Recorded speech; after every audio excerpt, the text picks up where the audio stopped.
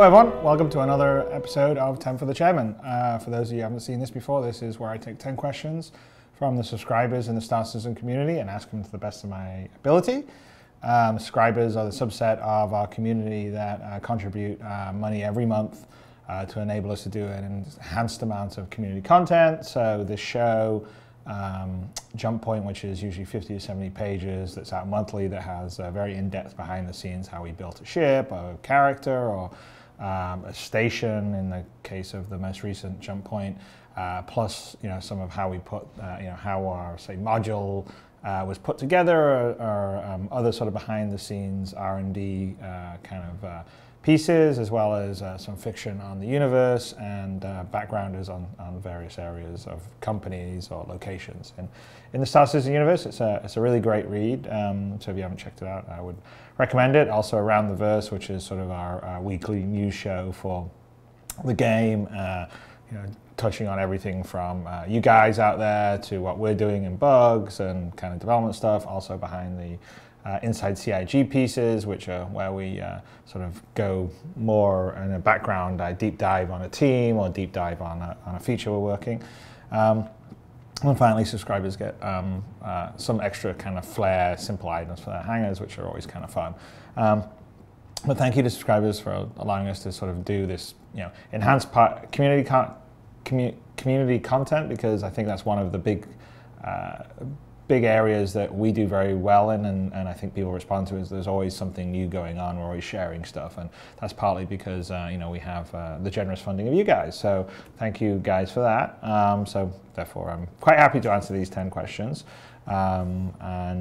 Just to everybody in the Americas, I hope you had a good Thanksgiving holiday, which has just gone by. So hopefully you didn't eat too much turkey, but just enough to feel good and full and had a good time. For the rest of the folks that aren't in America, then, well, I hope you had a good last week. Let's get to the questions, shall we? All right, first question comes from Furious George, who asks, I'm curious as to what extent that electronic warfare will be in the game. Will I be able to use certain jamming techniques to make a radar-guided missile blow up early, or perhaps put false targets on an enemy's HUD? Yes, we're definitely going to have electronic warfare in the game. We have actually some specific designs for it that will be in the bigger ships, where there'll be sort of an electronic warfare officer, and then there'll be ships in our game where we've got some up and coming variants that will sort of go towards that. As far as the current ones, like the Hornet Tracker, for instance, will have the ability to do some of this kind of electronic warfare. But yeah, the idea would be that you could jam radars, you could hide signatures, you could perhaps try and mess with other people's computer systems.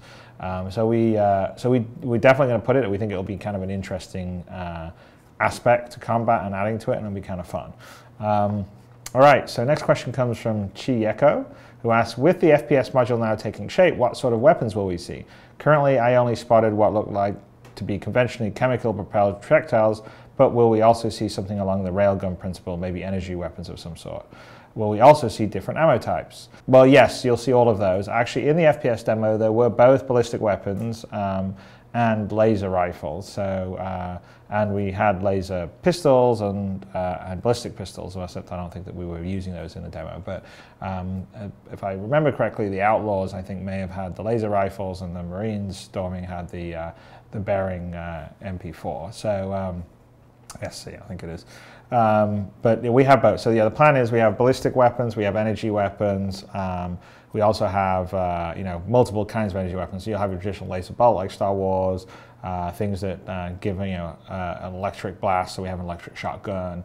There'll be all sorts of other things. The rail guns, which are kind of projectile weapons too. They just propelling the projectile in a different manner than, say, a chemically based one will. So pretty much all the sort of things that you would see on the ships, you'd see on a smaller fashion in the sort of first-person combat aspect. And they'll have their various pros and cons, and there'll also be, if you're having, you're blasting away inside a ship, you're going to have some chance for decompression if you don't watch it, which is also another aspect to watch on the play. And that also could be a reason why maybe you want to use a crossbow for killing, because it will be nice and quiet, and you're not going to be breaching the hull. So there's a lot of that that'll be in there. I think as we go forward, we'll sort of show more of it. We've got a pretty varied set, and I think they'll all have their own sort of pros and cons. Okay, next question comes from Kibbles in Bits, who asks, in regards to FPS, will recoil propel players in other directions when firing in 0G? Also, will there be handhold points so that even in 0G people can set up ambushes from a stationary point? Recoil, I know everyone thinks that you fire a gun and you shoot backwards in 0G, but really, if you think about it, you're propelling a very, like if it was a ballistic weapon, I mean, energy weapons is a different argument, because in some ways you could say, why does an energy weapon even have a recoil? But definitely on a ballistic weapon, with the recoil and the energy of it, if you think about my mass, like as a person, say I'm whatever I am, 200 pounds or something, and the mass of the bullet, and then the relative speed of the bullet, and me going back and forth, every force has an equal and opposite reactionary force. So, if I fire a gun and I'm in 0G, the actual change in my velocity is actually, as a much bigger mass, quite small. Having said that, we will definitely have a certain level of modeling that when you're in 0G, so we still have to get into that. But yeah, if you're firing a gun, if it's one that you're basically repelling another, so a more ballistic weapon, potentially it can have some very small effect on your velocity. It really just comes down to the math of it all. So at some point you may just say, oh, it's not really enough to affect, but if someone's firing a bigger thing like a bazooka or something, then maybe it would. I'm not saying we have bazookas, I'm just giving that as an example. So there you go. As far as handhold points, there'll definitely be handhold points. We have a whole push-pull mechanic where you can grab onto things, push away from things, and so there'll be definitely handhold points where you should be able to hold on to a point, and then maybe, like with a pistol, have one-arm shooting. So that will be in there. Okay, next question. Kaio Chat asks, will ships be able to magnetize to another ship hull, such as an M50 hiding on a reclaimer's engine? Yeah, I mean, I think we're talking about the classic Millennium Falcon moment in the Empire Strikes Back. Yeah, I don't know whether you're going to necessarily magnetize to another's hull ship. I mean, I would think, it would be interesting, like you could potentially have a small ship go close to a very big ship and hide there, and the radar, on our radar signatures, you're probably going to have a sort of minimum distance for your radar, so maybe you'd go off the radar in that case, and that could be some interesting play. But I don't know so much about magnetizing to a actual surface of a ship, because we currently haven't, there isn't code that does this. We're not really planning on it, although it's not that difficult to do, but I think for now that's probably not going to be something that we would necessarily be doing. But you definitely will be able to bring your ship very close and get out an EVA, or you could keep in the sort of radar shadow, so to speak, of a ship. Okay, next question comes from War Dog, who asks, given the ever-increasing cargo holds of the newer ships, what do you see the role of the freelancer being? For example, will there be jump points that the smaller ships will be able to navigate that will block larger ships? Yes, that's absolutely the case. So we're talking about having different classifications of jump point.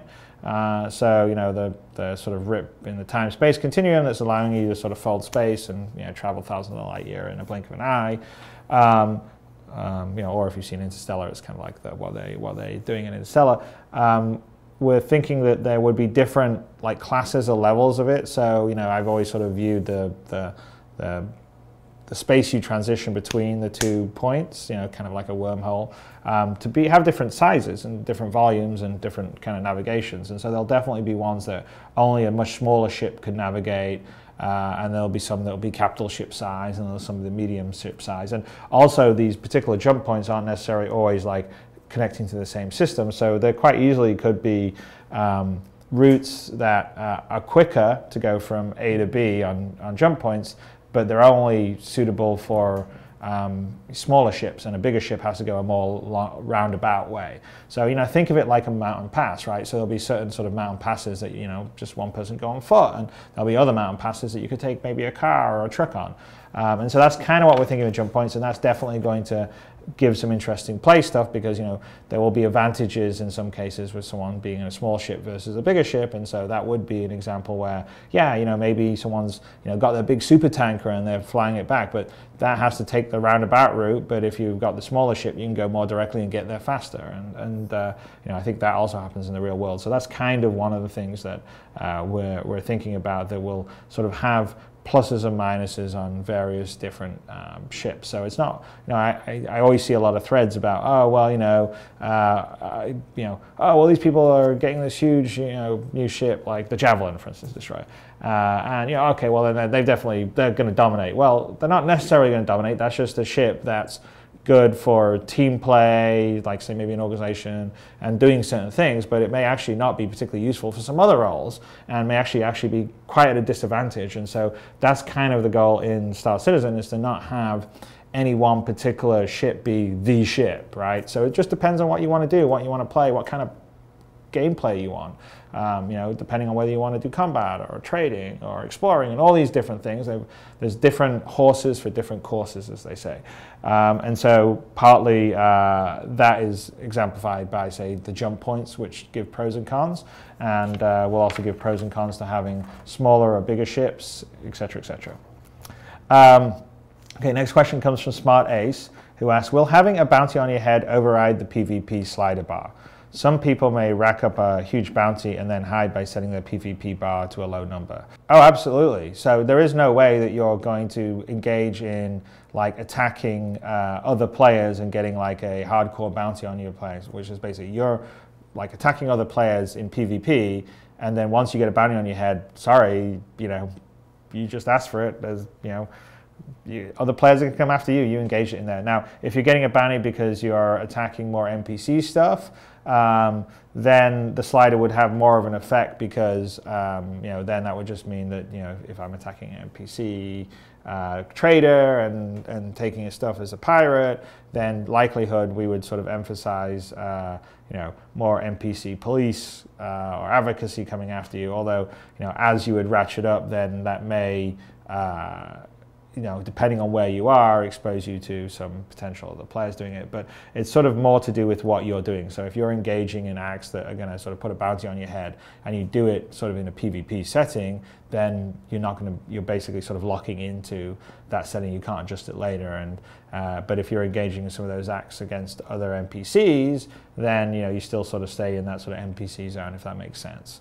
But I think that will balance that well. So that will sort of avoid people from being able to sort of grief, where like they just go in and shoot a bunch of newbies in a high, you know, highly secure area, and then put their slider all the way down to PvE, so there can't have other players coming after them. You will not be able to do that. Okay, so next question comes from Max, who asks, in addition to going planetside, will we be able to visit moons as well? Yeah, I mean, the answer is yes. I mean, basically a moon, as far as we're concerned, is just another landing location, a planet. So there are some cases where there would be a moon, you know, or even an asteroid that you would, you know, a big one that you would land on and you could visit. So I think we even have in our set up a, you know, a mining colony on a moon that you can go do. So the answer is yes. Nathan Alphaman asks, I was wondering, if I have a Revel in York hangar on Terra and I become a pirate in the verse, what happens when I get from Terra airspace? I mean, no one can really ban you from any space, but certainly obviously when you're in that space, you can get attacked by the law enforcement agencies, and you potentially can be denied landing on a planet, although there will be sort of ways as a pirate to sort of spoof your identity, or like, you know, it's like getting a, you know, a fake ID or something, so you can, you know, you're a wanted man, but you've got a fake ID to get past security. So you could potentially, you know, be wanted and manage to sort of sneak back into areas where you're wanted, as long as you kept your profile low and maybe, you know, paid to get fake identity and stuff like that. But if you have that hangar on Terra and you become a pirate in the verse, then I think you just would have to sort of set up your shop elsewhere. And then I guess there'll be a question is if you had a load of ships sitting on your hangar there, well, you'd like to get them out. And you could probably hire someone to fly them out of that to wherever your new base was, would be the way I would approach it. But I would think that if you're willing, you're going to start becoming a greatly wanted person, that you would hopefully be smart enough to kind of move your assets around before that happens, just because, well, it'll be the same in real life, right? But they would allow ways for you to be able to get there or get things out of there. But yeah, you would basically, to avoid sneaking around, you would have to set up your sort of main base sort of in the pirate areas or the more outlawy areas. All right, next question comes from Mr. Fixit, who asks, what are the chances there will be one-of-a-kind, never-before-seen ships, weapons, gear, and etc. out in the PU for explorers to find? Yes, there will definitely be a bunch of that stuff. So we are going to have ships and weapons and gear that we will not sell in the development phase, which is what we're doing now, which is helping us sort of develop this game at a crazy level of ambition, more than any major publisher would even do, which is pretty damn awesome. So there'll definitely be stuff that you will find and have to earn in the universe. I'm very keen on creating a need for players to explore, a need for players to visit different places. So for instance, you won't be able to get all the weapons in all the shops in all the locations. So, maybe there's one planet where there's a really, legendary gun shop, and that guy in there knows how to tweak and make these ballistic weapons that are 20% better than all the other ballistic weapons you can buy anywhere else. And so you should have to make the trek to that corner of the galaxy to buy that, to go to that shop to buy those weapons, kind of thing. And I want to encourage you to be able to travel around the universe to look for things and find things. Go onto a derelict wreck sitting in an asteroid field and maybe find some alien tech or some weapons you can salvage, all that kind of stuff. So we're definitely going to put that. There'll be, I don't think anyone should worry that even if you got everything that we're offering right now beforehand because you're a collector, that there won't be things to find and get later on. I mean, I sort of view a lot of some of these things to be the equivalent of rare magic items you would get, say, in a traditional fantasy MMO, but obviously it's going to be in the context of our world. Okay, last question comes from Issinix, who asks, with the recent renege of offline capability for Elite Dangerous, is CIG still committed to providing offline private service in Squadron 42 for backers? Well, yes. So we're definitely, Squadron 42 definitely will be able to play in offline mode. So, as long as you've downloaded your game and, you got it from our downloader and it's, whatever, you had a legitimate account, it downloaded, then you can completely be offline and play that without being connected to the internet on your laptop, traveling, whatever you want to do. You won't be able to play any of the, obviously, the multiplayer aspects or cooperative aspects that we'll sort of focus in occasionally, but we've already said that. And then we are going to provide offline, the ability to sort of mod your own server and run your own offline servers.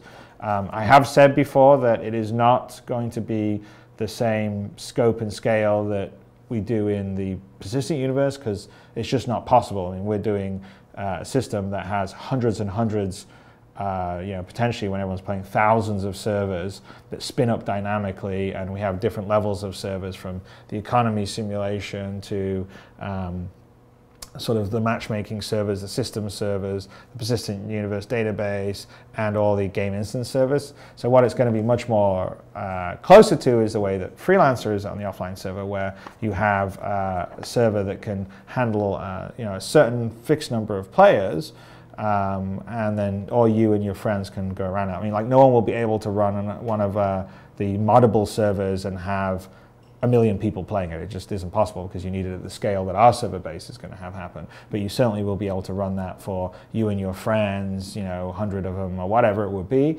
and do what you, and will allow you to do modding and change stats and do stuff around it.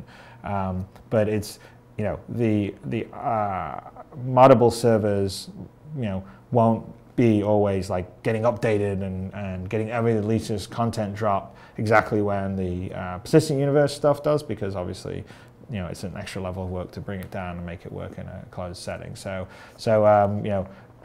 we're still going to deliver all the things that we said, with that caveat, which I said from the beginning, is that obviously the persistent universe is just going to be able to support more players and be more dynamic and have variety in a way that the private moddable server won't be, because the persistent universe is like a huge like structure of servers versus, you know, like one server, and it's not necessarily something that anyone potentially, it's not like an individual can sort of run that server structure themselves. You know, trust us, we have 300 people working on this game, and it's a major asset getting all this stuff working for us. So, but we're going to still deliver all the things that we did. I kind of understand why Elite Dangerous made their change, although obviously they've had a bunch of flack for it, because I think their vision of their sort of online, their universe play sort of involves some dynamic online events, and then you need to be online for that, which is kind of our vision of what the persistent universe is. But you know, Squadron 42 absolutely single player, and you will still be able to run your own private server, which, as I've said, would be, you know, a more scaled down version of what we run for, you know, the huge community. All right, so there you are. That's the end of you know, this edition of 10 for the Chairman. I hope you guys enjoyed my answers. You know, thank you all for this past week. Our anniversary sale's done very well. So, you know, I feel, you know, very confident about all the things that we're going to get to do, and it's pretty awesome. So thank you all, and I'm looking forward to sharing Arena Commander with you guys, you know, a little bit in the future here, and then you know, a little later on we've got both the FPS and some planet-side stuff that we're going to do, and we go from there. I mean, things are looking great. I see stuff every day that like excites me. We're talking about doing some pretty awesome, amazing stuff, and it wouldn't be possible without all you guys. So thank you all, and I will talk to you next week. Bye.